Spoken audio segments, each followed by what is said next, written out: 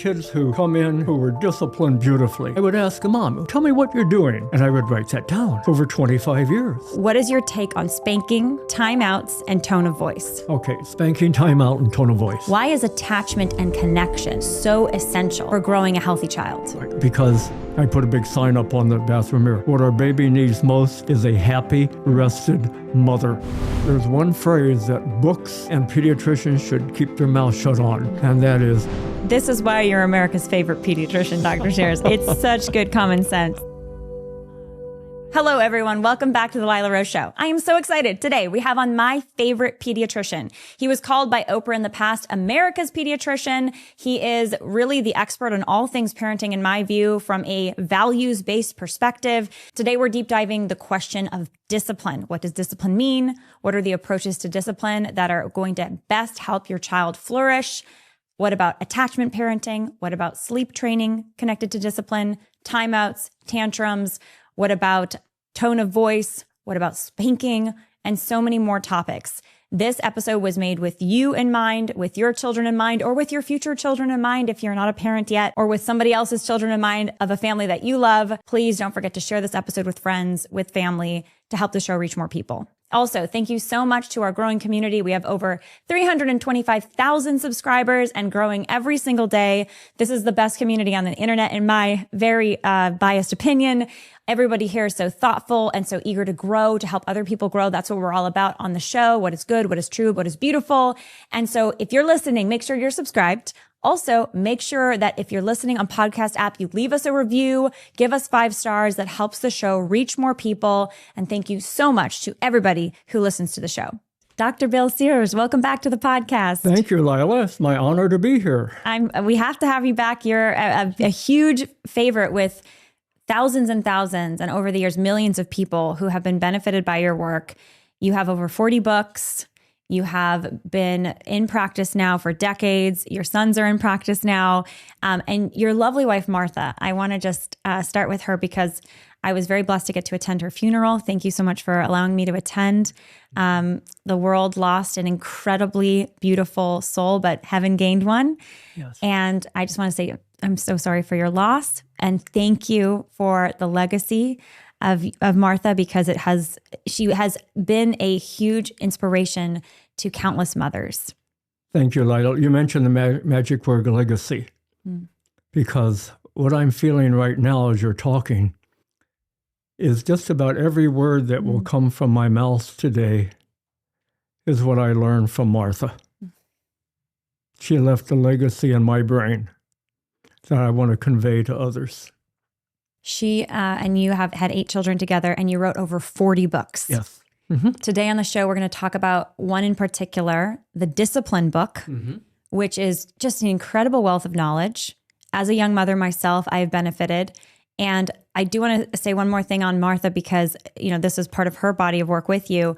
But after her passing just a few weeks ago, there have been thousands of mothers who have reached out to your family.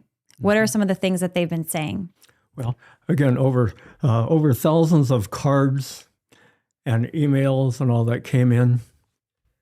And they all had, when she was sick, they all had 2 messages. We're praying for Martha. We're here for you, Bill. After she went to heaven, the message were, thank you, Martha, for validating my mother's intuition. You helped me get on track when the other books were telling me otherwise. You validated my intuition, and my children are so much better because I followed your advice. And that's from so many people. That's the underlying message. Thank you for validating my intuition. Beautiful. There were 2, there was a family I met at the funeral. Afterwards, we were chatting. The mother had a few sons, and she was saying to me, she didn't even know Martha well personally, but she was saying that she knew Martha because of Martha's work. Yes. And that Martha had helped her raise her sons. Yes. And one of the sons was there, close bond with mom, an adult son. He has his own children. His wife was saying, Martha helps me love. They have 2 children and counting, helps me love my children. Yeah. So today we're going to get into this really beautiful, very natural philosophy that you and Martha have on child rearing, particularly with regard to discipline. And we're going to talk about some of the extremes that are out there on parenting that point people, quite frankly, the wrong direction. Let's start with the why. Why did you write this book on discipline with Martha? Well, the discipline book is, as you mentioned, it's actually one of our favorite books. For one reason, it was written on the job. All right? So we kept having children.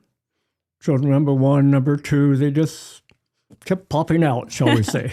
And after 8 children, 25 years, parenting 8 children, we had kept a lot of notes about discipline. We'd do something, it worked, we'd write it down. We'd do something, it didn't work, we'd write it down. And then I used my office as a laboratory. You know, kids who come in who were disciplined beautifully, they gave eye contact. They obeyed their mom. They seemed happy. They seemed to feel right. And I would ask Mom, tell me what you're doing. And I would write that down. It's over 25 years. So the discipline book, Lila, is 300 pages of stories of what we've learned that works for most families most of the time. And that's why we decided to put it all into a book. And I'd say there's probably 300 tips there, 400 tips, and stories, because parents will remember stories, you know. And so it's kind of a fun read too. We tell about our mistakes and how we corrected them, because I tell parents, don't go back. Don't say I shoulda, woulda. Kids are resilient. Kids are resilient. You can always make up for things. And one other thing too, we say this in the book, don't dwell on past memories that were negative. I should have done this with my child.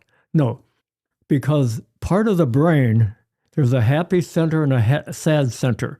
The part of the brain that files negative memories is very unreliable, where the part of the brain that files good memories is very reliable. So don't go back, go forward.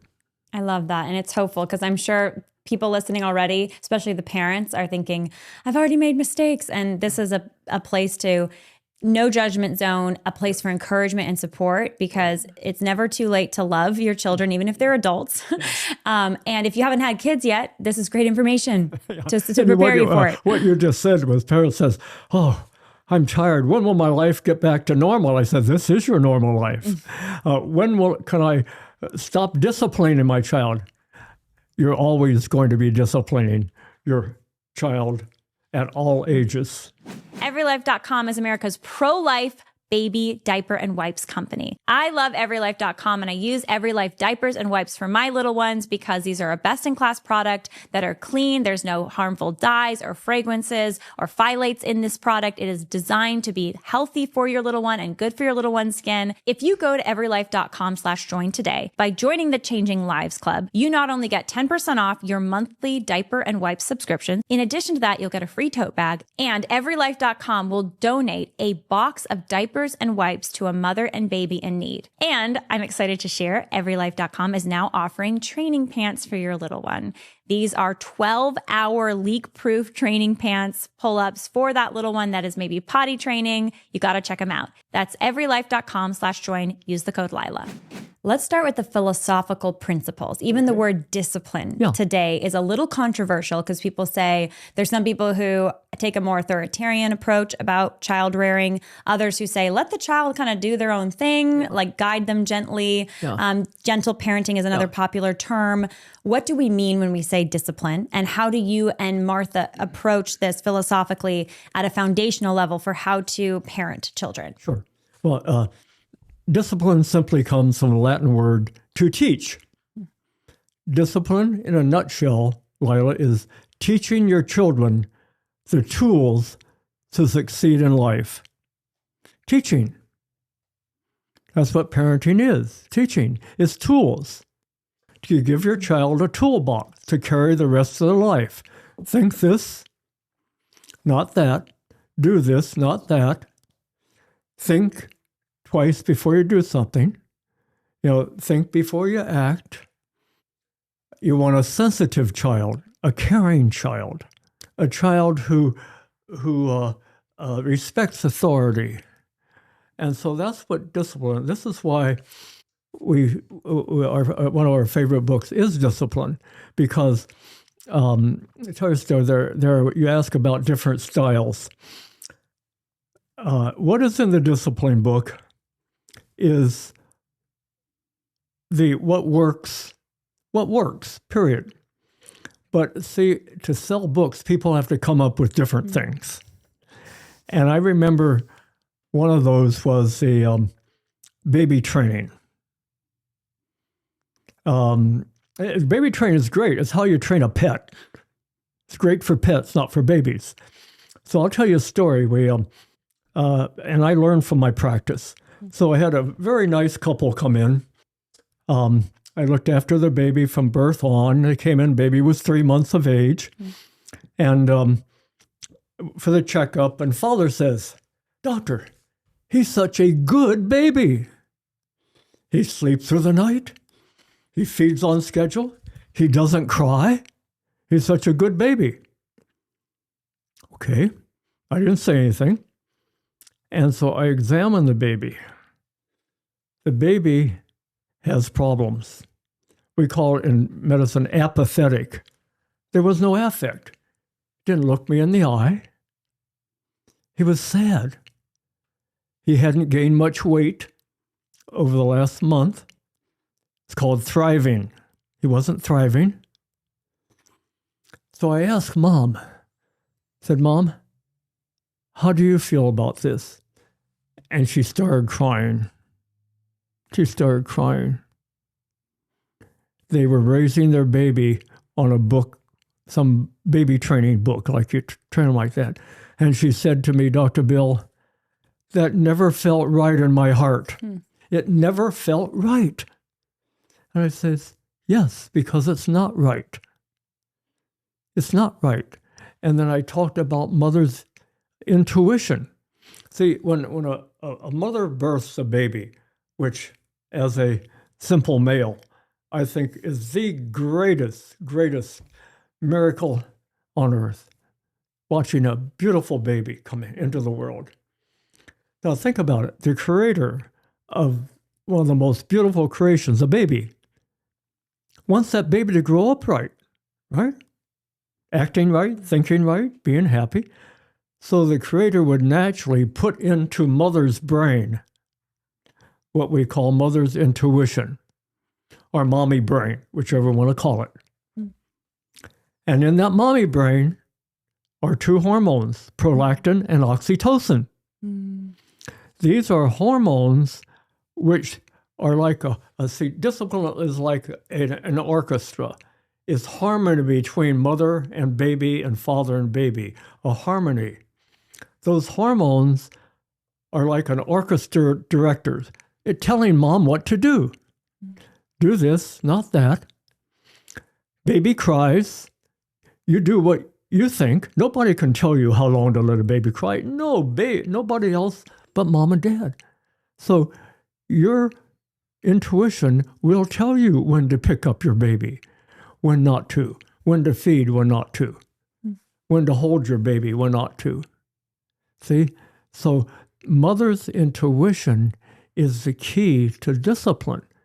And those who follow it are almost always on the right track. And that story was an incident where mother followed someone else's thought instead of her own intuition, and she got back on track, and baby started gaining weight, started looking at things. And see, babies are resilient. That's a big word. Babies are resilient. They will bounce back like this baby did. In a couple months, back to normal. What would you say to mothers who feel that, or they're worried about their intuition? Yeah. They're worried about being able to trust themselves to the degree that maybe you're recommending. And maybe it's because they weren't mothered in the way that is best for them. Maybe because they have just some sort of self-esteem or self-confidence issues. Maybe it's because of the relationship they have with the father. They're a single mom even. There could be all these reasons for a lack of confidence that a mother may have. Mm-hmm. What advice would you give to that mother? Well, you described my mother in a way. Single mom.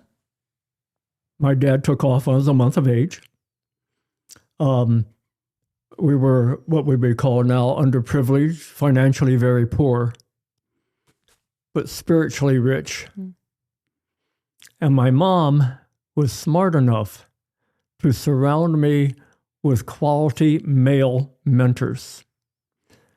And so if you are a mother who needs some support on are you doing the right thing, or a single mom, surround yourself with other moms. Get into a group. There are mothers groups all over, and learn from them. Learn from them, because your intuition's there. And I would say believe in yourself. Just believe in yourself. Tell yourself, we've discussed this on other programs, tell yourself, I have the greatest degree in the world. MOM. Mm-hmm. Take pride, and you have done the greatest job in the world, growing and birthing a little human being inside of you. Wow. And that little baby, what you put into his brain now, you're going to affect that baby for the next 80, 90 years. There's no prescription drug for that. It's only what mom can give.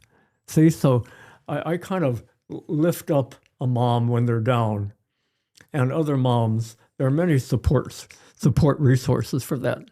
It's summertime. It's the time of barbecues and cookouts. It's time to get your Good Ranchers subscription going on. Good Ranchers sources 100% of its chicken, its beef, its pork, its fish from the United States. You might not be aware of this, but 85% of the meat that you may buy in the grocery store or the chicken is actually from outside of the United States. They'll put product of the USA on there, but it's actually imported in from other countries. And the quality can be hit or miss. With GoodRanchers.com, you know exactly where your meat is coming from. Local American farmers and ranchers. And you know that the best cuts of the meat have been made and carefully vacuum sealed in each individual package so that there's nothing wasted. So if you go to GoodRanchers.com today, pick any bundle, any subscription box, it's delivered right to your door. You get a full $40 off your order, plus a free add-on of meat for life. Your choice of Wagyu burgers, delicious, hot dogs, bacon, or chicken wings in every box for the life of your subscription. Just use the code Lila at checkout. Use the code Lila at checkout at Good Ranchers for $40 off your order, lifetime free add-on, as well as fast and free shipping. Enjoy your American meat delivered. What does discipline look like when that child is very young in the first year of life with regard to food, with regard to sleep? What do you recommend as core principles for especially moms, but for parents? Yeah, so the first year is that year of dependency of the child. Mm. That's when mommy brain is sort of the highest. Mommy brain is high then, okay? One of the first things I recommend to mothers is to take care of yourself. Mm. Take care of yourself. I think I've told you the story before. One time when Martha was told me, "Oh, I don't have time to take a shower. My baby needs me so much." And in other words, her mommy brain was, she was exhausted. And I said to her, "Honey," I put a big sign up on the bathroom mirror, "what our baby needs most is a happy, rested mother." So I took over father nursing, and I took over, just the neck nestle and all. So that's first thing, take care of yourself. A baby needs a happy, rested mom. So if you're burning out, get help. Grandmothers, grandfathers, friends. get advice from a mother you know that you really respect. Get some advice. All right, so be healthy yourself. Secondly, you mentioned feed your children well. See, the brain grows the fastest during that first year or two, just when discipline's sometimes the toughest. The brain is the number one organ that's most sensitive to nutrition. You put junk food into a child's brain, you get junk behavior. Same way with mothers during pregnancy. They need to eat well.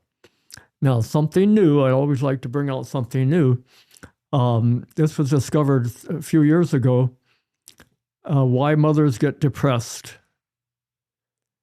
A lot of it's what's called omega-3 insufficiency.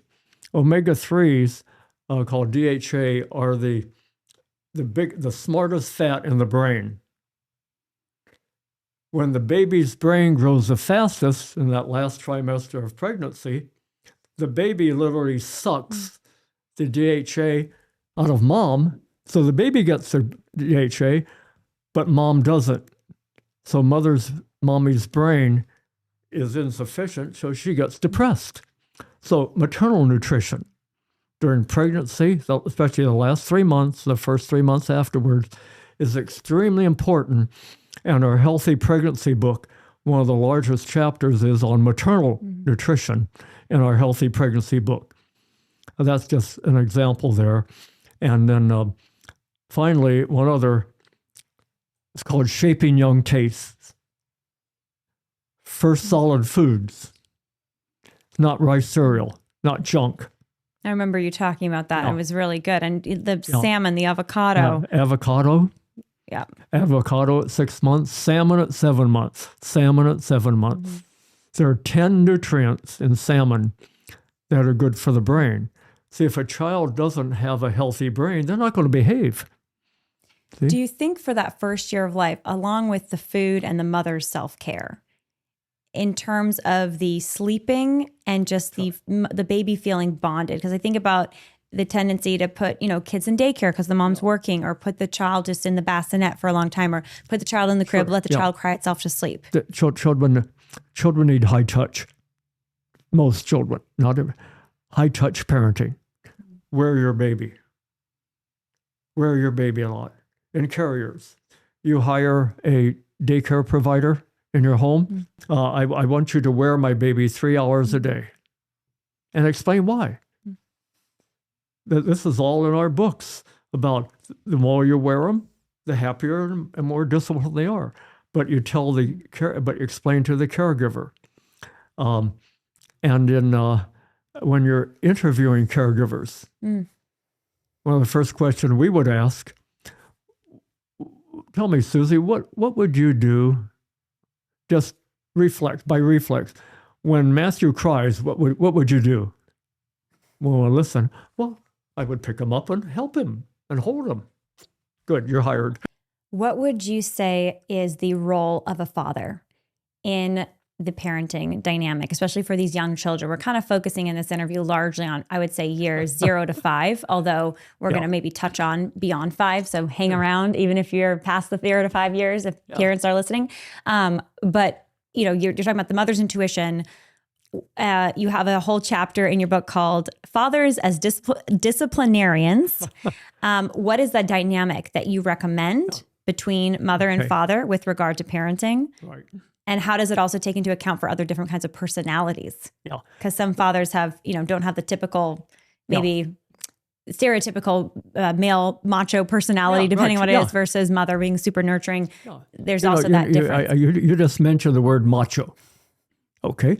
The macho dad. Okay. The macho dad can learn sensitivity. See, so even the macho dad can do that. So I will tell you the story of my own growth from making mistakes to growing into a good dad. First 2 children, Bob and Jim. You've met them. Okay. Now Dr. Jim and Dr. Bob. They were rather easy babies, and Martha was so good at discipline. I thought I'll get involved when they're old enough to throw a football.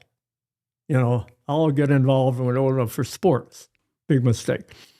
One day, Martha sat me down, and I was very involved in my career then. I was still a intern and resident.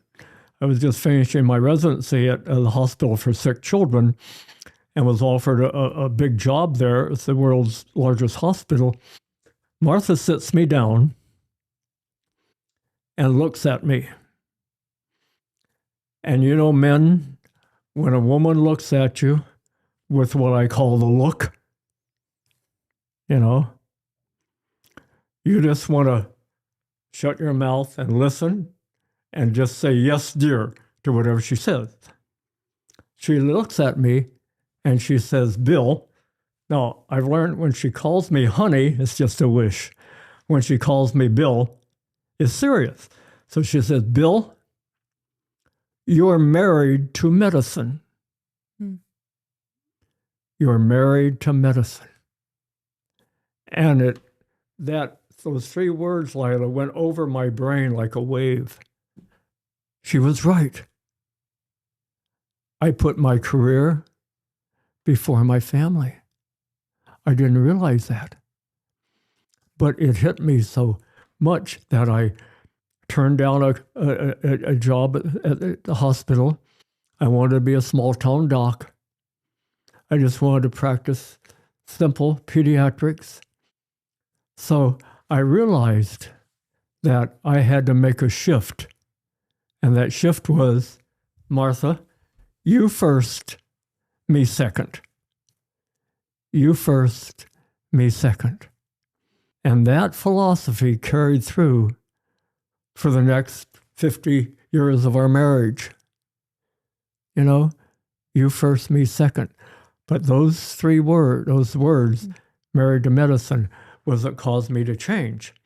And then I realized I didn't know my children as well. And that's the key to discipline. Get to know your child. Get to know your child. Carry them a lot. Be with them a lot. And I started doing that, and they'd fall asleep on my chest, and I'd do a father nursing. We've talked about that before. And I'd hum, go to sleep, go to sleep, go to sleep, my little baby. And fathers can actually do that sometimes as well, if not better than moms, because babies respond to the deep male voice. And the humming, the vibration of your cheek, babies hear with the skull bones vibrating too. So I could father nurse. I couldn't breastfeed, but I could father nurse. See, mother's nurse, father's nurse. I could father nurse. So it was like, wow. And then we kept having babies then. Number 2, number 3. Then number 6, Matthew. He really changed my fathering. He was going to be our last baby because we kept saying that. Well, let's have one, let's have more. So Matthew, number 6.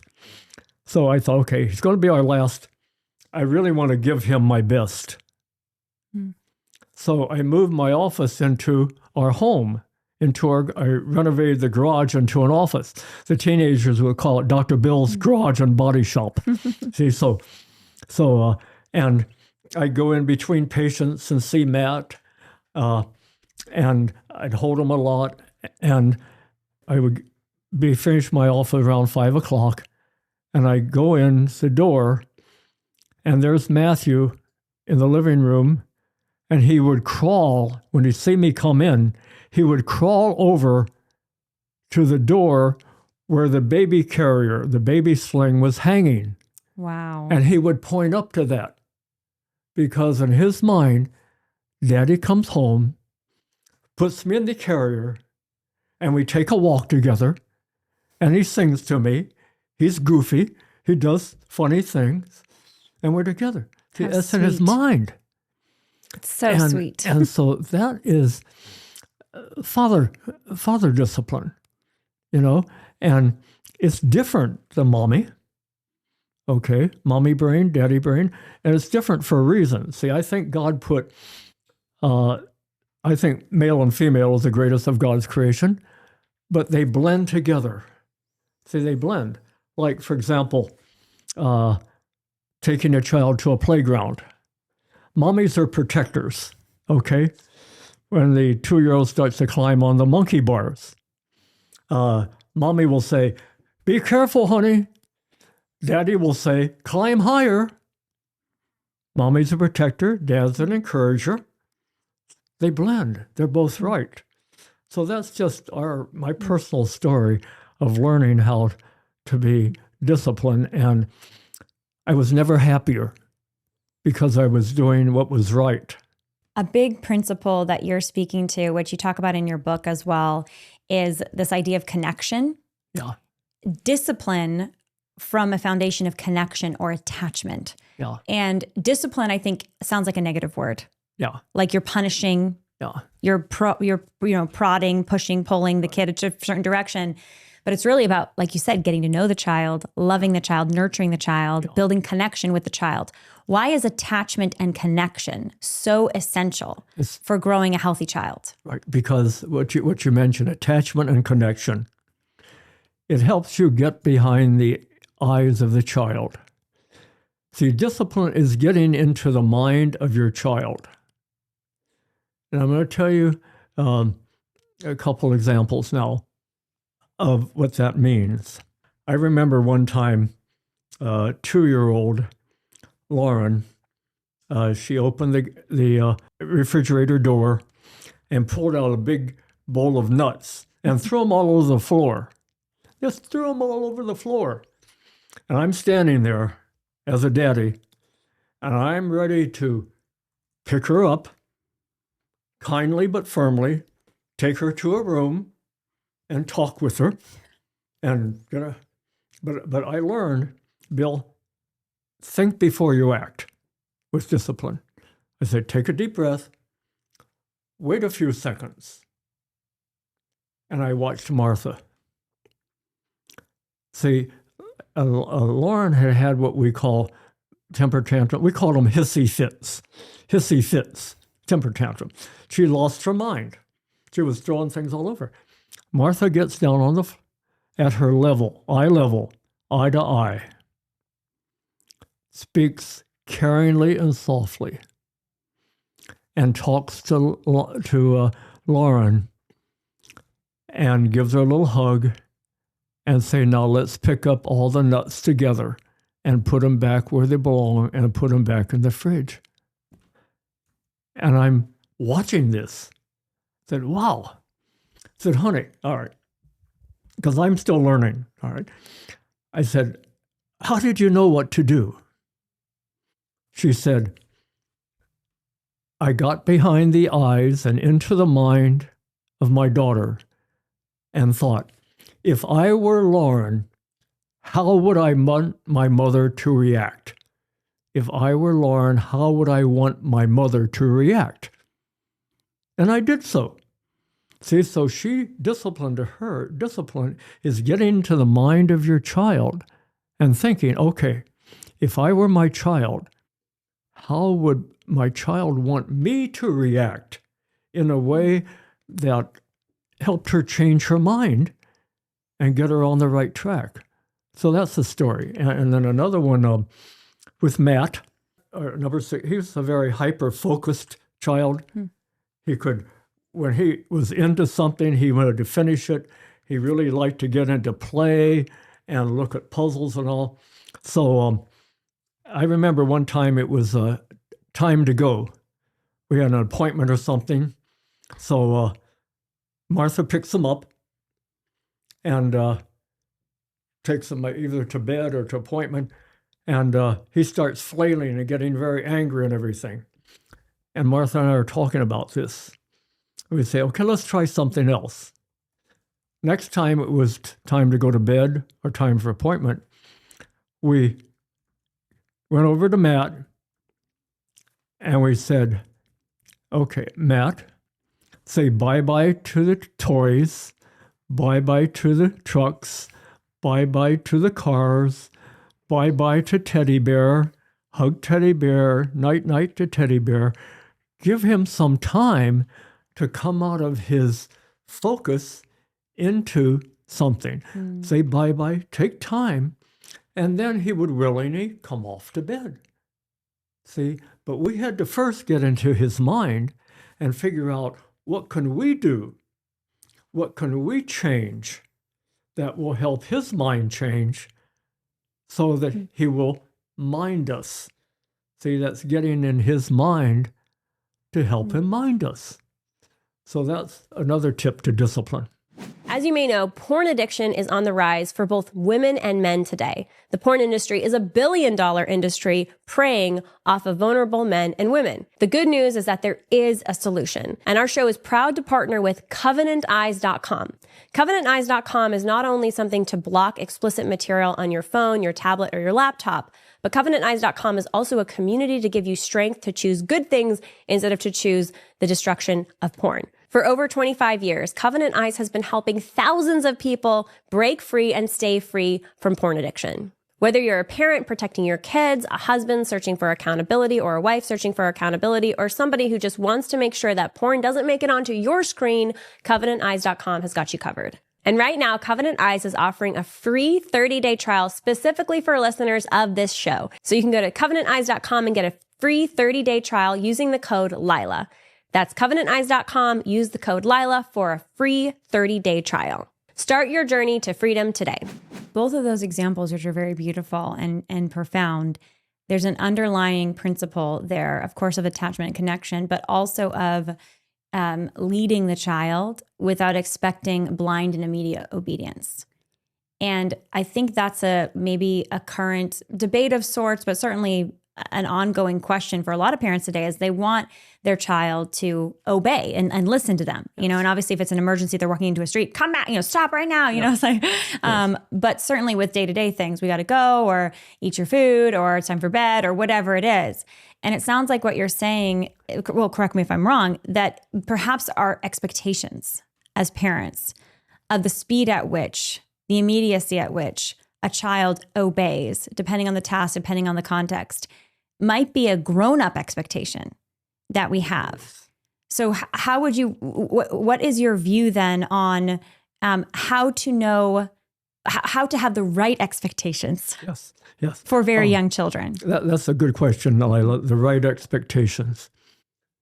See, children go through stages. The first year is strictly dependence.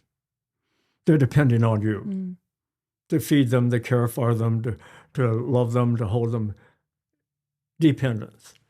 From 1 to 2 is a tough time. Independence. I do it myself. And then the next stage is interdependence, we call it, from 2 on, meaning that you do it and you blend with mom and dad to help you.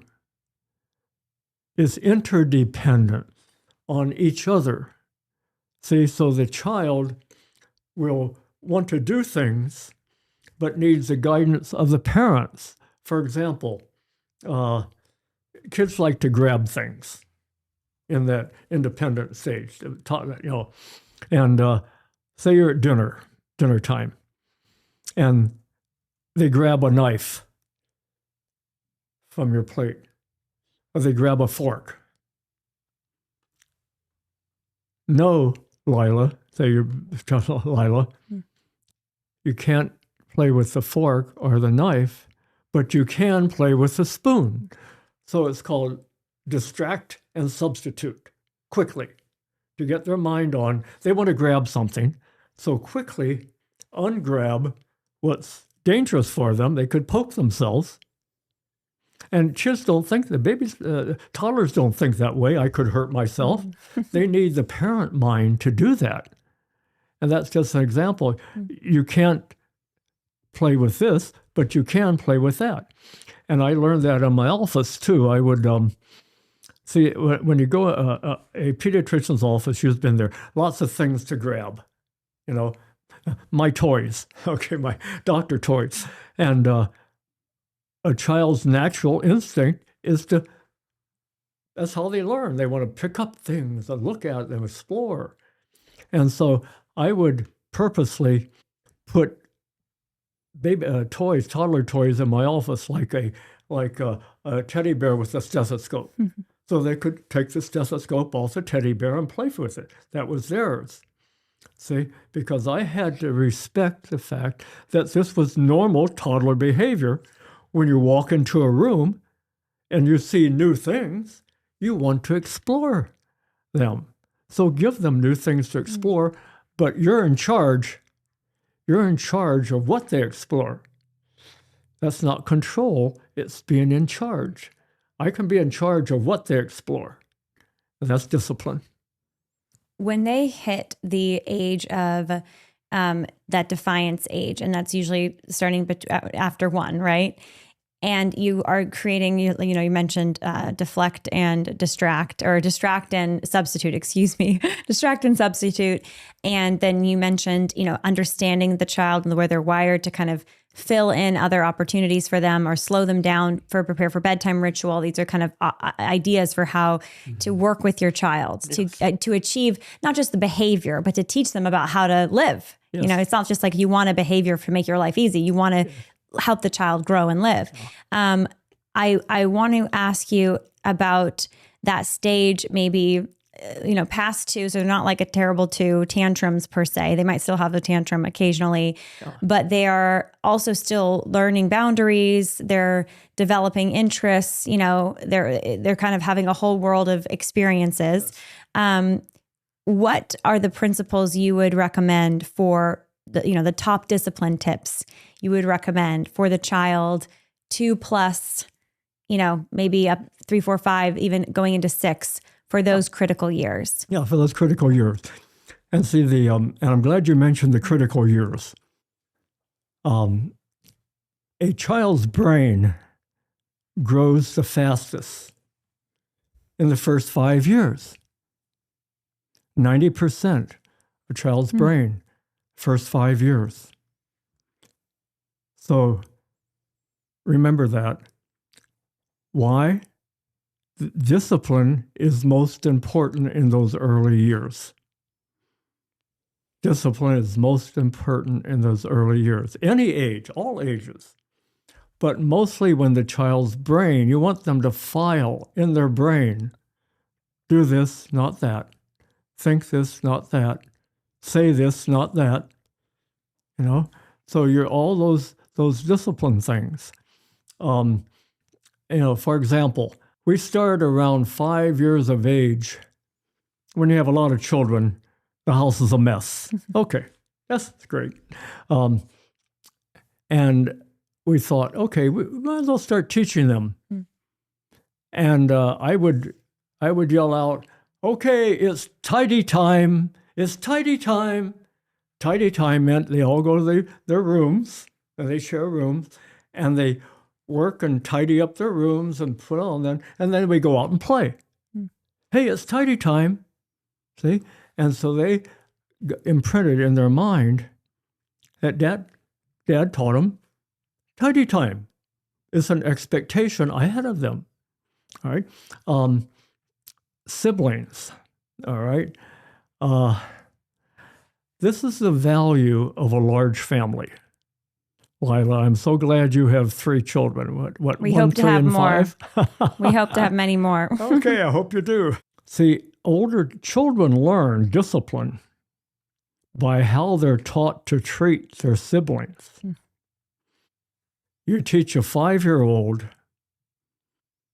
to help take care of a 3-year-old. A 3-year-old take care of a 1-year-old. Let's say the 3-year-old, they're always scraping themselves. Band-aids everywhere, okay? So they're putting a little Band-Aid on a scrape. So say your 3-year-old scrapes his arm. And it's not bleeding, but almost. It's kind of where you get the 5-year-old to help you put the Band-Aid on it. Okay, so Peter, would you go get a Band-Aid from Mommy, and let's help me put it on Leo's little ouchie. Ouchie. Okay, Leo has an ouchie. Let's help the ouchie. See, so you teach them that, and it's interesting. They like that usually. Maybe not the first time, but it makes them feel important. It's called sensitivity. Sensitivity is probably the part of discipline, Lila, that's so misunderstood. And I see that in my office. Parents will bring in, oh, my daughter's been told at school, she's too sensitive. She's too sensitive. The world needs more sensitive children. Yeah. And so large families, the elders learn how to take care of the youngers. For example, Dr. Bob, who's been on your show, when we had our 50th anniversary, we asked our children to write down their memories of what they remember most of their mom and I as parents, as how we loved each other. And we put a big plaque on our wall that you'll have to look when you come over. And what they remembered a lot, and this is important for parents of a lot of children, they remembered how Martha and I took care of each other. We modeled for them caring for one another. And I'll tell you a story about what Bob wrote one time. He said, Dr. Bobby said, I remember mostly how no matter how hectic our house was, and it was with 8 children, you and Mom always found time for one another. And one night a week was your dinner night, your dinner date. No kids allowed. They were playing in the other room. Mom and Dad would go to the front of the fireplace with our fondue pot, and that was our time together. And the kids were kind of around, but the older kids were in charge of the younger, respecting Mom and Dad's time together. Bob still remembers that 50 years ago, about 40 years ago. And so modeling things, scenes like that, those stay in your children's mind for a long time. If they see parents angry at each other, if you're going to be angry at each other, try not to be around your children when you're angry, okay? Because kids, think of your child's mind as a sponge, a little sponge. That little sponge mind is watching everything you do and making a judgment. Is this right or wrong? Good, bad? How do I feel? Little sponge mind. The comment you made a moment ago, which is just, it's all very beautiful. It's all very, wonderful examples that we just need to sit with and let them imprint on us. You made a comment about sensitivity is a part of discipline that's so misunderstood, and we need more sensitive children. And so what would you recommend for parenting specifically sensitive children? Mm-hmm. And I think about children that everything's a big deal. They have trouble maybe moderating their own emotions. They have intensity. Maybe they get very upset about things. And, you need to still direct their behavior and have them listen and do, generally speaking, what, you've got with the family meal times and bedtimes and activities, and even starting to teach them school, doing more direct formal education. What do you recommend for how to discipline, how to parent, especially a sensitive young child? Sensitive child. No. Story. I see this among young teenagers, mostly girls, because I think women are hormonally more sensitive, and which is good. And remember, Mom brings her child in for some counseling, It says, Dr. Bill, she keeps being told by teachers and she's too sensitive. So I sat down with the child and talked to her what sensitivity means. And I said, let's call her Susie. Susie, do you, first of all, celebrate your sensitivity. I want you to repeat what I just said. Okay, Dr. Bill, I will celebrate my sensitivity. Then I had to explain what that means. See, sensitivity means you care. You care for someone. You care if somebody is being hurt. You care if somebody's being wrong. You care if somebody's wrong instead of right. You hurt, you're sensitive, you care. Good. Celebrate that. Now, what that means, though, and she said, well, give me an example of why you're what hurt. Well, I wasn't invited to a party, and most of my friends were. I said, okay. Now, first of all, the friend who didn't invite you to the party is not worth wasting your mental energy on. Cross it. Okay? Or it would make you feel better when you have a party, you invite that friend.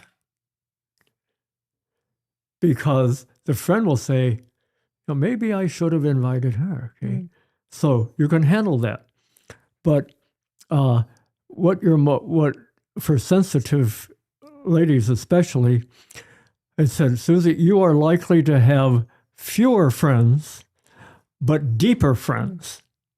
You are likely to have deeper relationships because you're sensitive. So I took a negative and turned it into a positive. And she got it. And the mom got it. See, so celebrate your sensitivity. But I do hear that. I find that sensitive children need more care. Now, for example, another example, one of our grandchildren is 5 years old. He's very sensitive. And I noticed this. I was kind of thinking so much about how can I help his behavior? How can I help his behavior? So I took him to the playground one day, and a 3-year-old, about 3-year-old, falls down and hurts himself.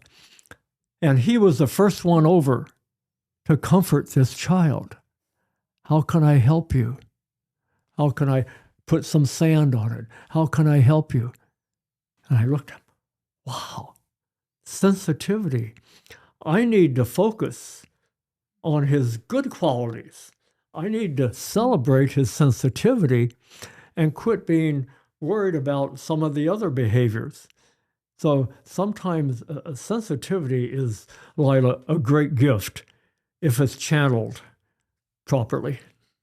What is your take on some of these nuts and bolts tools of discipline, whether it's for the sensitive child or not, that include things like timeouts or, spanking? Is something we've discussed a little bit on the show before. Yeah. There's still some people today who think, spanking, I was spanked as a kid, no problem. I was a naughty kid. I needed it. Usually sometimes I hear this from some dads who say, I got the spanks and I'm good for it. And then I hear other people say, no, it was very traumatic for me.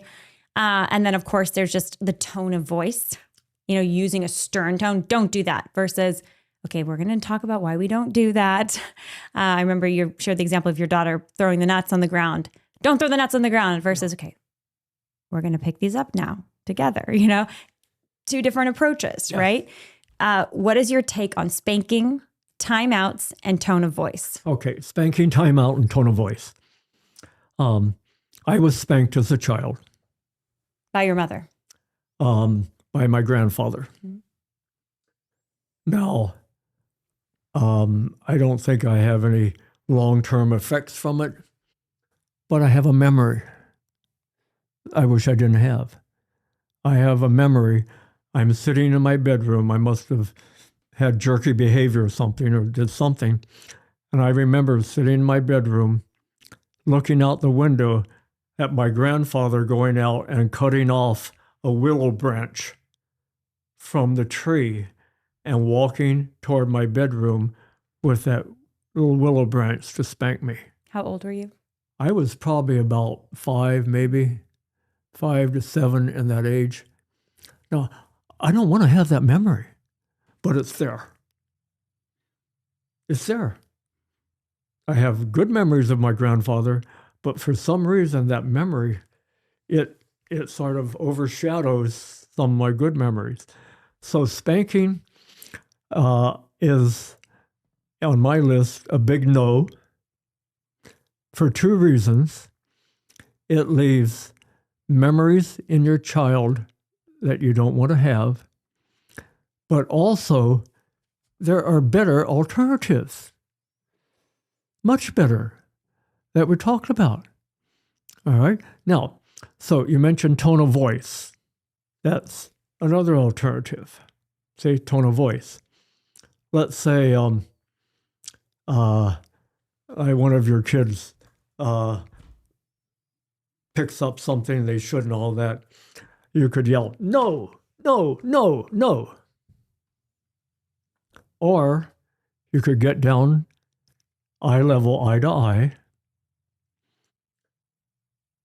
firmly, not for Matthew, not for Leo. Much better than no, not for Leo. You personalize it. See?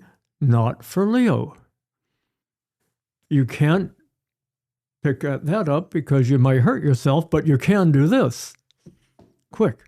See? So the no is personalize it. Not for Billy, not for Susie. All right? And they tend to understand that more if you put their name to it. Personalize it. And then tone of voice. Tone of voice. I think moms are better than dads most of the time of this, but I don't know about that, Dr. Sears, not to interrupt, but moms, we can get it. We can. But you know, just it's more eye-to-eye contact. It's but you speak in a tone of voice that your child learns. Mom means business. I'm not going to do that again. See? But you're not, it's on the verge of anger, but it's not anger. And a tone of voice that resonates that, you know, Mom is talking to me like this because she loves me. Mom is talking to me like this because she loves me. And I don't want to do that again because she's right. See, so tone of voice is very important, and you'll learn that. And it's just the alternatives to spanking. Timeout. It's a good one.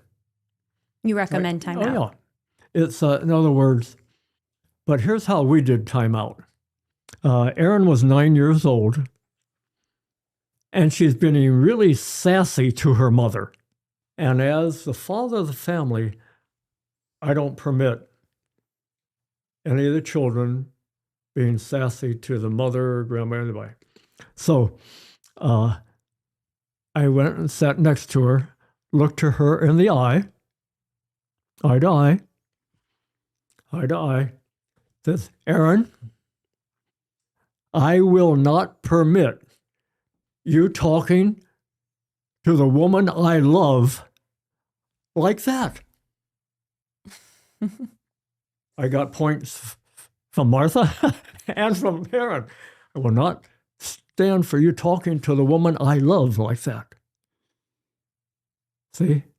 That's good. And then go to your room,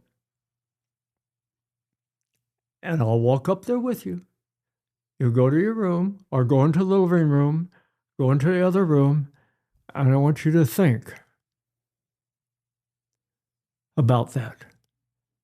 Your mother loves you.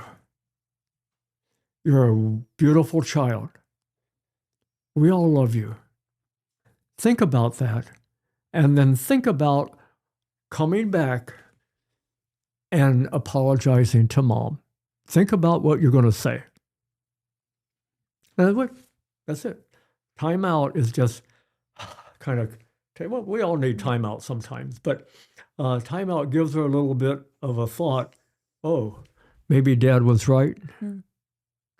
Maybe I was a jerk or something like that. But I put in there that you're a beautiful child, you're good, all that, so she doesn't think bad of herself. She just made a mistake. See? And so I always tell our children, people are more likely to remember how you corrected the mistake than the mistake itself.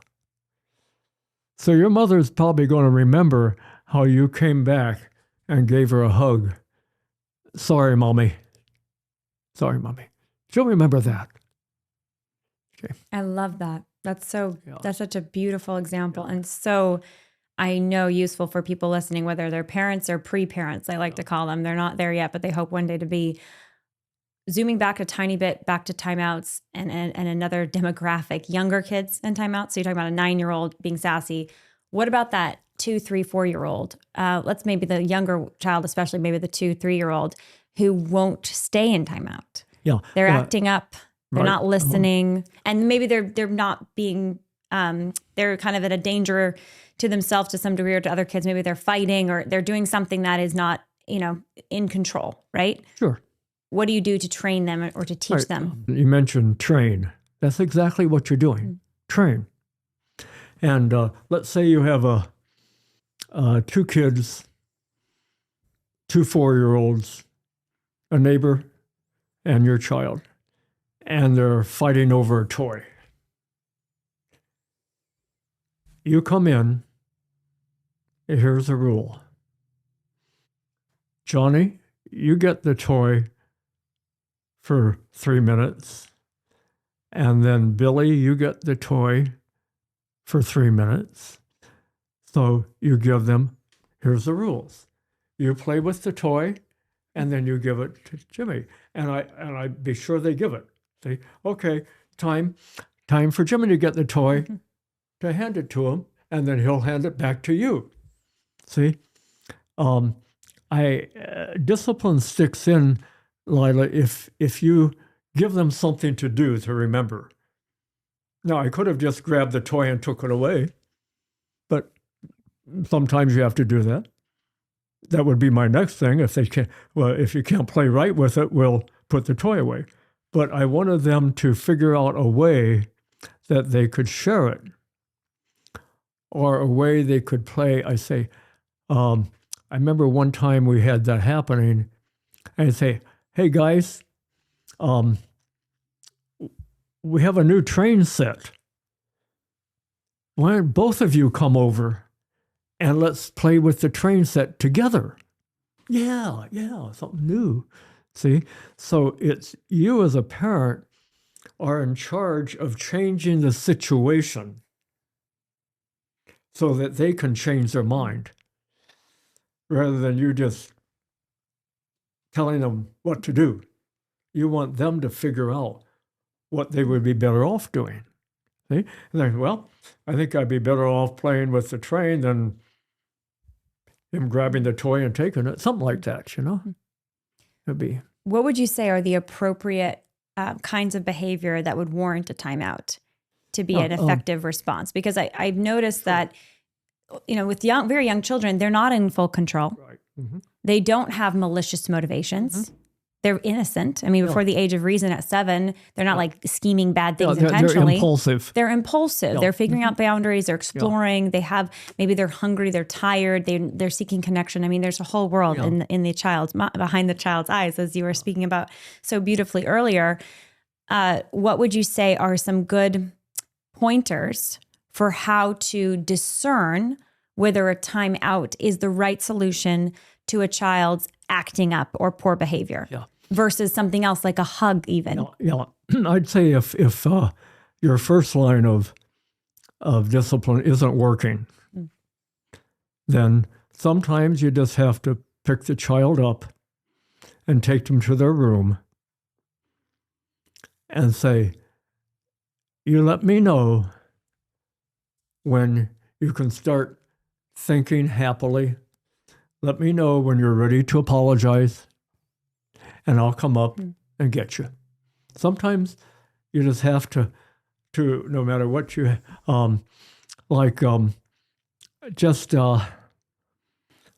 about 2 weeks ago, actually, I had to discipline our 5-year-old grandson. He likes to take things apart. So I bought him a thing to jump on. Boom, boom, boom, boom, boom. But it has a nice soft rubber railing across the top that you put your hands on, you jump on. And he's starting to pick it off. So I tried psychology first, and first, in fact, sometimes daddies have to step in when mommy's psychology isn't working.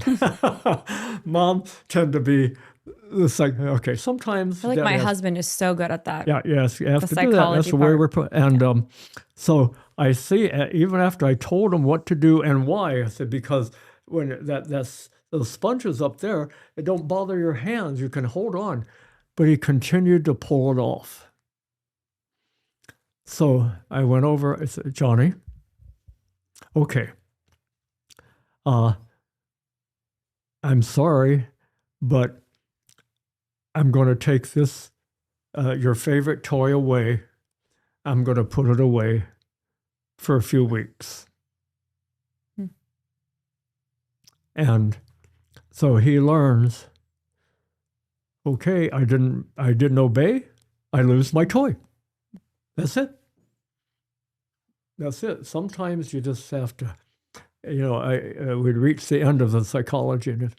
So he learned choices have consequences. And Grandpa taught me what I needed to do, and I didn't listen.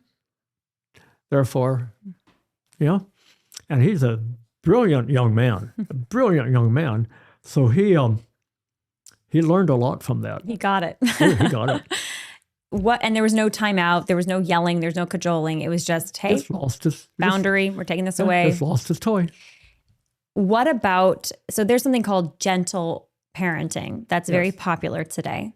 And I think there's elements of it that I agree with for sure. Mm-hmm. There's some examples where I think it can go too extreme. And here is a popular example that's used among the gentle parenting advocates and the correct response. I want your take on this. Okay.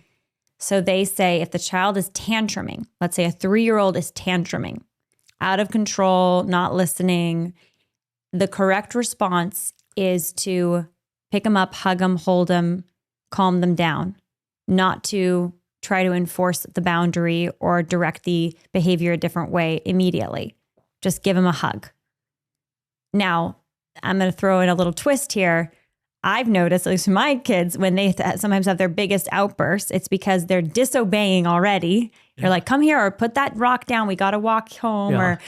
Or, stop taking the toy from your baby sister. Stop fighting with your brother. Boys, stop fighting. And then one of those, directives are met ultimately with defiance, and it leads to a meltdown. So my concern with gentle parenting in this scenario, and again, I'm just nitpicking here because I agree with a lot of the philosophy, and I think some of the foundations are similar to your own and our own, is this kind of, the concern is, are we rewarding bad behavior? If they've disobeyed once or twice, they're doing something they shouldn't do, then they melt down, and then you just hug them, or you just, show them extra love because they're suffering in their meltdown, but they still didn't obey, or they still had done the thing that was not good for the other child or for themselves or for the family. Yeah. I partially agree with that, the term gentle parenting. One of the philosophies of discipline that we've always practiced, Lila, was when the worse the behavior of the child, the better the behavior of the parent. That's a good one. When the child has completely lost their mind is when the parent needs to ramp up a bit and do it smartly. See, because sometimes it's easy for a child to push your button that you just want to, well, don't do that again, something like that. But so keep that in mind. They've lost their ability to control themselves, and you have to control yourself and your mind. So sometimes what you just said, going up and looking at them mildly, kindly, a kind face like mothers are so good at, saying something like, how can I help you? How can I help you? Even when they've been disobedient and in their meltdown, just come over. How can I help you? How can I help you? Wait till the meltdown is over. And then they have consequences. So you try to get them over the meltdown to remember, Mom helped me when I lost my mind. When I was out of it, my mom was at her best. When I was at my worst, my mom was at her best. And then when my mind could settle down a bit, she explained the consequences. Even if they're too young to remember what even happened a few minutes ago. Yeah. Just a hypothetical here. Yeah, they'll that's okay as long as they'll remember, Mom helped me out of myself. I lost it and Mom helped me. So there's where I think the mother's intuition really helps. Is take a deep breath. Again, if I were my child, how would I want my mother to react? Say, and after 3 kids in 5 years, you will know. You will know how to react. And I think some parents are afraid of being too, especially good parents that have values. They want to raise good citizens, because I think there is sort of a brand of parenting today that's very permissive parenting. And so I think a lot of mothers, their intuition is protect, hold, care for. If there's a tantrum, just pick them up, give them a hug, get over, if you're frustrated, get over your frustration, just love this child. Yeah. And then sometimes, like even my dynamic with my husband, right? Yeah. He's a little more disciplinarian, he's a little more like, oh no, that's not okay. That behavior's not okay. And I'm like, what, Yeah. Not that I do it well every time, because I don't, but that permissive parenting, I think temptation, when do you know as a mother, when your intuition is good in terms of meeting the child where they're at, loving on them, getting inside the mind of the child, versus maybe tending to spoil them? Spoil, again, that is also another loaded term, but you're being too permissive is maybe the better term, and letting them run the roost and just do what they want, as opposed to really leading them into learning good behaviors and to feeling, an understanding of themselves and other people and how to behave, et cetera. Sure. That's a good question. And Martha and I went through that, because moms and dads, correctly, like I said, they're a blend. Dads tend to be, shall we say, less permissive. Moms maybe be a little bit more permissive, but it's a blend. Or even vice versa, because I've noticed some families, the mom's the disciplinarian, and the dad's permissive. It could be vice versa. So Martha and I would talk about it.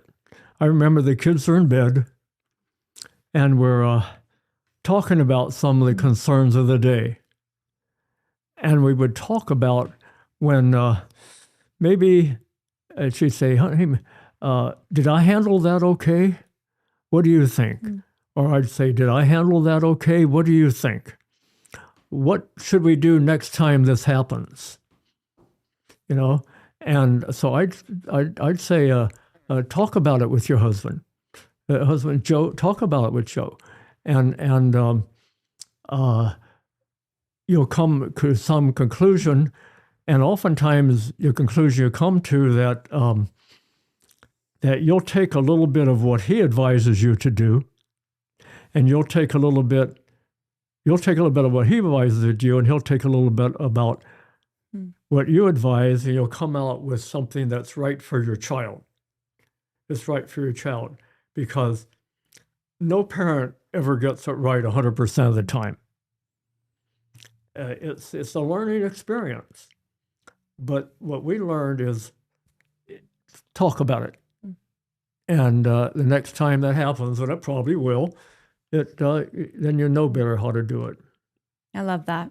It's a teamwork, and using the intuition of both of the teamwork parents. And then, like you said earlier, if you are a single mom or a single parent, finding that community to kind of shore up your own understanding of how you're doing this and improving it. You have a chapter in your book called Helping Your Child Express Feelings. And it comes right after the chapter called Self-Esteem, the Foundation of Good Behavior. Can you share some of the tips you have here for building healthy self-esteem that's not like permissive, I can do whatever I want, but really grounded in self-dignity and dignity of others, and then how you approach feelings, those big feelings that kids have, and teach them how to express them as opposed to stuff them, and the appropriate ways of doing that. Sure. So big topics. I know you have whole chapters on these things. But it's I remember when our kids got a little older, into maybe even early teens, I would tell each one of them, I say, here's a promise I have and a request I have. I said, be honest with me. I want you to always feel comfortable telling me the truth. And I promise you, whatever you say to me, I will not get angry. You could come home, ridiculous. You could come home, Dad, I robbed a bank yesterday. Oh, let's talk about it. I promise you I will not get angry. I want you to always feel free to tell me what you're feeling. No anger, no judgment. I will not ever yell at you, well, that was stupid or something like that. No, I'll just go like that. And I would also say to them sometimes, when you talk to me, I promise that I won't say anything for 2 or 3 minutes. So you can talk and I'll listen. Okay, no judgment, I won't say anything. But if I find out you're not being truthful, or I find out you have done something that I should know about, then there's going to be discipline. There's going to be a punishment. See? So they learned already that Dad is there to help. Dad's there to listen. But you got to be honest. You got to be truthful. Okay? And they remember that. And when you're a few years away from this, when your girl starts dating, she's not going to date. Yeah, I have a card here. It says, here's a card. It says, a girl never outgrows her dad. How sweet. That's a card that my daughter gave me. You carry this with you? I carry it in my little briefcase. I carry that with me. A girl never outgrows her dad. And what's sweet is my 3 girls still call me Daddy. Daddy, which I love. And I remember when they were starting to date. And I had a little rule that I must meet their date. They must bring their date over to our house. They must meet the date. And they didn't care for that. But I said, no. And so Hayden especially, she would tell her dates. Now, I want to prepare you for my dad. I want to prepare you for my dad. He means well. He loves me. But it may be a little rough on you. But he's doing that because he loves me. Okay? And, the date would come on. Well, sit down, son. I'd like to talk with you about how to treat my daughter type of thing. See? So our girls learned that they didn't care for that, but my motive was because I love them. And but sometimes you just have to, especially the older they get, sometimes you just have to step in. But give them that open door. The door is open. You can always come through it. I'm here for you. No judgment, but I just want you to be honest with me. I want you to feel free to express your feelings. Just let it all out. I'll just listen. But if they are saying something that they did that's wrong, that you need to tell them, I mean, if they're telling you, they probably know it's wrong already. Okay. Do you just have a talk afterwards? Let's talk about why you did this and what were you thinking? And then you just have that conversation. We did. We had that. It's funny how I remember those things. You have a good way, Lila, of helping me remember things. A long time ago, I think Bob and Jim were teenagers. And we had something, I forgot what we call it, confession night or something like that, that we had all the kids together. Martha and I thought of this as an idea. So let's just try it. What the heck? And said, okay, because tonight we're going to talk about, the deal is, there are probably some things you did in the disobedient way that we had told you not to do, and you did.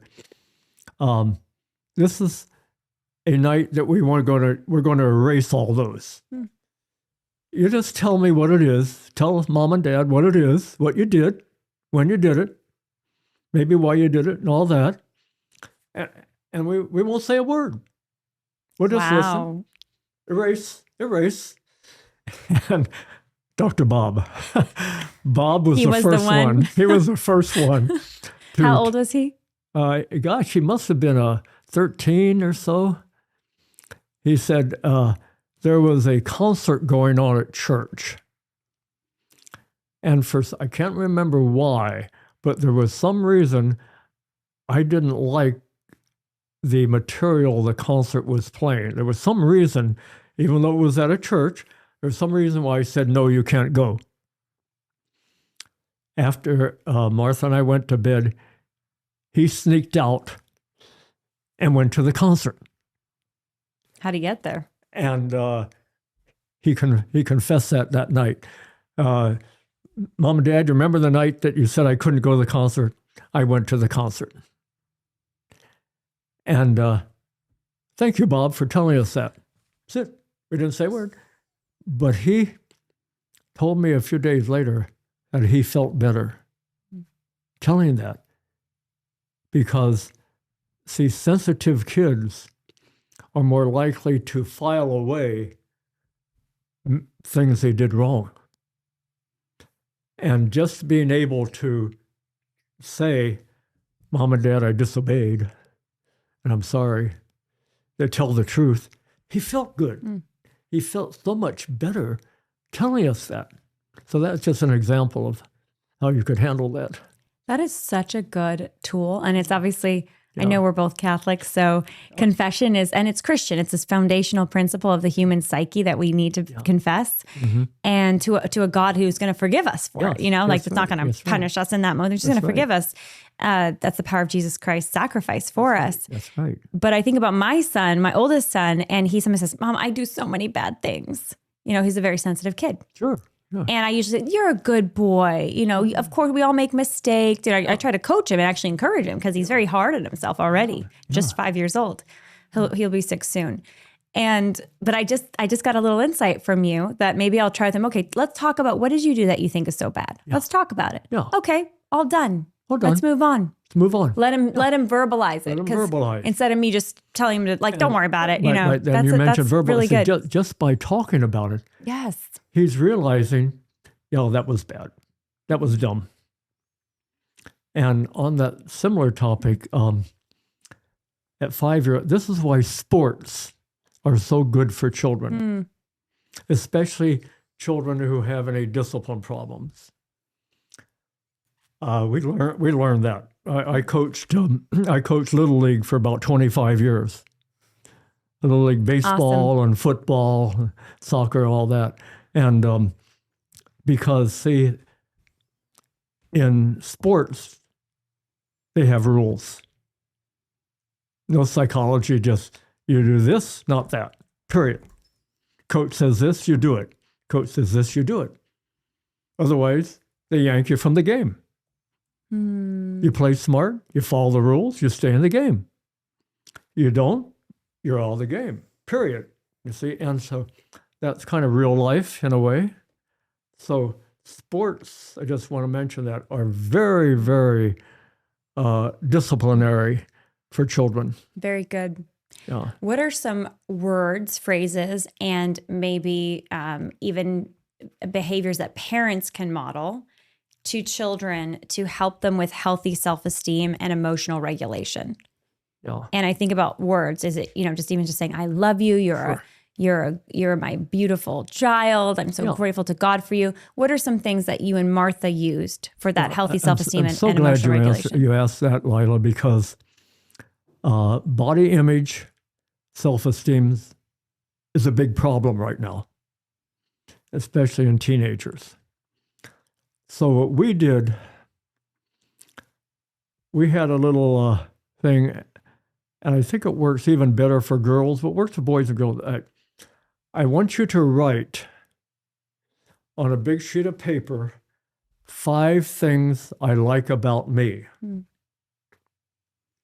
And we started that earlier, and when I would lay down, when they were having a tough day, I would lay down to sleep with them. I made me even, Matt was 10 years old. I was doing this, laying down to sleep with him. At night? Until he was 10. And at 11, one night, he told me, Dad, I don't need you to put me to bed anymore. Okay. But I remember lying down with the kids when they were a little bit older sometimes, right before bed. And I said, okay, let's sing a little song, off to bed. But I'd like you to tell me before you go to bed 5 things you like about yourself. Just tell me. So good. Oh, I'm a good football player. I have pretty hair. I have pretty skin. I love my smile. I'm funny, or something. Just tell me 5 things you like about me as you drift off to sleep. It's the last thing they remember before you get off to sleep. And then I would have them write on a piece of paper, big sheet of paper, 5 things I like about me, and paste it on the bathroom mirror. So as they're brushing their teeth, as they're sitting on the pot looking, they're in the bathroom a lot, and they're looking at that. I am funny, I am pretty, I am witty. So they're, before going to bed and on waking up is when the brain files things. Like the brain has a big file cabinet. And it's more likely to, the blood flow to the brain is highest just before you wake up. And so it files those good thoughts away, because kids nowadays have a body image problem. They're not so much men, boys not much, because men, they call them, oh, hi old man, hi fatso, hi skinny, they'll do that, but not ladies. We want them all to love your body type. That doesn't mean be unhealthy, but love your body type. Be a boring world if we were all the same. You have people with large muscle and large bones. And I know I had one girl come in my office for counseling. She had a high BMI, body mass index, at the school, which I say is a no-no. I call it baloney mass index. But a body mass index is when they plot you to see if you're too heavy.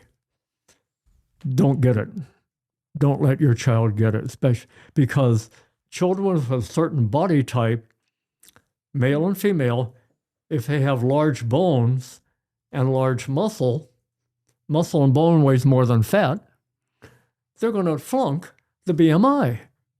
So don't get it. Okay? And I do it in my office. It's more the flab you grab than what the scale says. So that's just one example of the schools need to get rid of that because Mom, I flunked the BMI. What does that mean? And then I have to explain, honey, your body's beautiful. It'd be a boring world if we all looked alike. There's some people who are taller, shorter, wider, heavier. That's what the world is. And so body image is a big thing right now. I'm glad you mentioned that, Tyler. So whatever parents can do, you have a beautiful body. You have beautiful eyes, you have beautiful hair. Pick out something that they like. You mentioned caregivers that you and Martha were interviewing to help with all your beautiful kids. Yes. What is your advice to working mothers who may have to leave? I mean, right now I have a beautiful caregiver. She's like a grandma to my kids with my kids right now. So many ladies who listen to this show are working part-time, maybe even full-time, different variations. I think there's a lot of desire for moms to be, of course, they want to be the primary caregiver, be there for their kids. We're blessed in my family to have an arrangement where I can still be with my kids for most of their waking hours, but we've got some wonderful surrogate care. Oh. What's your perspective on raising healthy children, even with other care, allo care with other people involved? And what can working moms do in particular to shore up the healthiest children and the attachment to their children? And we went through that in ours. In fact, our first year, I was a poor intern, the lowest paying hospital in the whole country, and Martha was the primary wage earner. She earned 5 times what I did. Even with children. Jim the baby, she'd bring the baby over on her break for me to look after because the hospitals were next to each other. Then I'd bring her back to when it's time to nurse, and we juggled. It's a big juggling act, but you'll find a way. But for point number 1, and I've had mothers in my office, first newborn checkup, and they're in tears. Say, "Why are you in tears?" Say, "I have to go back to work." First thing I say, do you want to or do you have to? If it's want to, I just give them one advice. If it's have to, I say, so you have to financially. Yeah. I say, tell me about your grandfather, or tell me about your dad. I had one patient, it's a real story. She said, "What's your dad do for a living?" He says, "Oh, he's an investment banker. Would you mind if I gave him a call?" So I stepped in the other room real fast, my cell phone, I called him. Happened to answer. Let's say his name's Joe. Joe, congratulations on your baby here and on your grandbaby. I'm calling you about an investment. How would you like to make the best investment in your whole life? Guaranteed returns, lasting a lifetime, 80 years, all that. And so I'm going on. And he's thinking, what's the dumb doctor doing calling me an investment banker? And he said, what is that? Pay for your daughter to stay home with her baby. Wow. And it worked. And he thanked me so much. He said, I never thought of that. So that's one thing for grandparents to think of. Secondly, a lot of moms can work from home now, which is great. I have a lot of moms who are, after the COVID thing, working from home. Thirdly,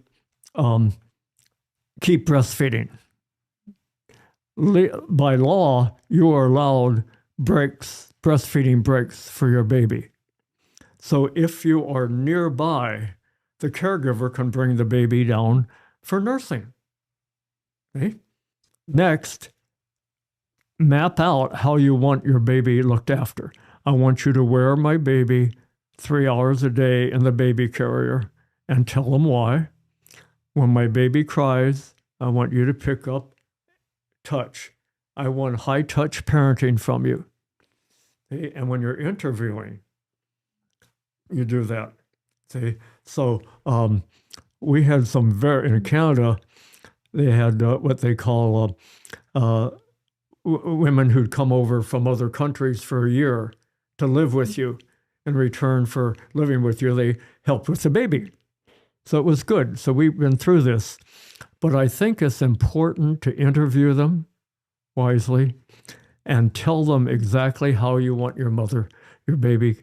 And then when you get home, that's not the time to get things done. The minute, I tell them, the minute you walk through that door, you go right to your nest. We call it a nest. You have a little place in the living room or so, a rocking chair, where as soon as you get home, pick baby up and nurse. Cuddle. And rock and cuddle. Don't do anything else. And then on non-work days is your high-touch day. You wear the baby, touch your baby a lot, and all that. And then who's ever not working does most of the touch. I know sometimes on weekends, Martha would sleep in, and I would take the baby out on a walk. See, so that's a little juggling. I love that. Yeah. That's very encouraging and I think intuitive. What about sleep training? And sleep training. Do you train or what's your philosophy? This is very, very confusing. I'm trying to give you a short answer because it's a long subject. Maybe we'll do a whole episode deep diving it. We studied this carefully. And our first 3 were easy sleepers. And we thought, well, it's so difficult. Then the next 2. And I remember Hayden, child number 4, 2 weeks of age. She's in a crib across the room, crying.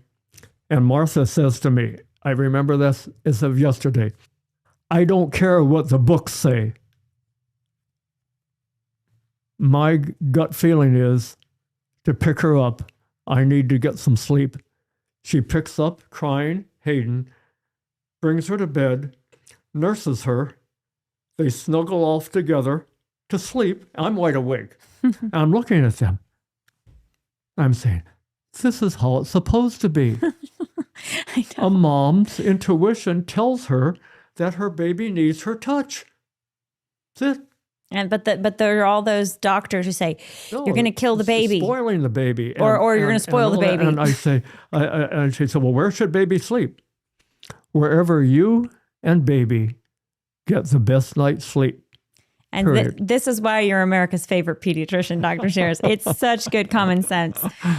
So would you say in some cases, some crying is okay? Let the mother's intuition rule. Sure. Not to never let the baby cry. Not let the baby cry. Never let the baby cry. Right. But, this whole very thing of put the baby in a separate room, make them cry themselves to sleep. Like this is not, if your intuition is saying don't do it, don't do it. Right. There's one phrase that books and pediatricians should keep their mouth shut on. And that is, how do I respond to a baby's cry? I don't have a mommy brain for somebody else's baby. Wow. So I tell the mother, that's only a question you can answer. Wow. You let the baby cry as long as it feels right to you. And some babies can cry off to sleep. But your mommy brain will say, enough's enough. I need to pick up my baby. I'm not spoiling. See, a baby's cry is a baby language. A baby's cry is a baby's language, purposely designed for the growth of the baby and the growth of the mother. Beautiful. So when a mother listens to her baby's cry, both the baby and the mother grow from it. That's what I tell them. I love that. And it's so empowering, that message to mothers, that we know our babies cry and what to do the best. Right. So I'm glad you mentioned the term empowering, because when you mention that word, I think, Lila, this is what I hope our programs do. Your programs have a way of empowering mothers. That's what we're here for, empowering women. I love that. Thank you so much, Dr. Sears. There's so much more to talk about. We're going to have Dr. Sears back yet again. I think you are a favorite. So, but this has been a wonderful primer for discipline at large. Are there any other things that you think you want to share on the topic of discipline? I know we've covered a lot already. Anything else you want to add? Well, I'd just say, get our discipline book. It's all the stories are in there and why. Read it. It's still very timely. If I had to change, I wouldn't change a thing. And also, we any book you and I mention on the program, we donate all the proceeds to children's charities. Beautiful. So hand the discipline book to your friends and enjoy it. Beautiful. And you also, I heard, have a special ebook offer for our listeners for another free book download. Can you share about that? Oh, yes. My last book, Martha's last book, unfortunately. So what we did, started about 3-4 years ago, we said, honey, the future is ebooks. Let's take everything we know about health, everything we know, and let's put it in an ebook. And let's make it fun to read. Let's have every page be color, short paragraphs, like the brain, why movement's good for the brain. We have a brain with running shoes on, things that you can remember. And let's do that together. And so we did that together, and it's now finished, 240 pages. Fun reading, all science-based. There's nothing in there that is all the references. My mentors, I give credit to them at the end. And I'd be very honored, Lila, because I love your programs. All they need to do is get a free copy. And then they just go to our homepage, ask Dr. Sears, and you'll see the feel-good book. Beautiful. It's a funny. You'll see it. And it'd be a free to you. We'll figure out a code or something where your listeners can get it free. Amazing. We'll put that link in the description. Okay. That's beautiful. Good. Dr. Sears, thank you so much for your time. This has been awesome. Thank you for the ebook, and thank you for the advice. I know this is going to benefit a lot of parents and aspiring parents. Thank you. Thanks so much for listening to this episode of The Lila Rose Show. I hope you enjoyed it. Don't forget to download that free ebook. And as always, don't forget to be subscribed to the channel so that you never miss a future episode of The Lila Rose Show. A huge thank you to our partner, EWTN, the largest religious broadcaster in the entire world. EWTN is reaching millions of people every single day with the beautiful truth of the gospel. You can watch new episodes of The Lila Rose Show 24 hours before they hit podcast app over at EWTN.com/on-demand.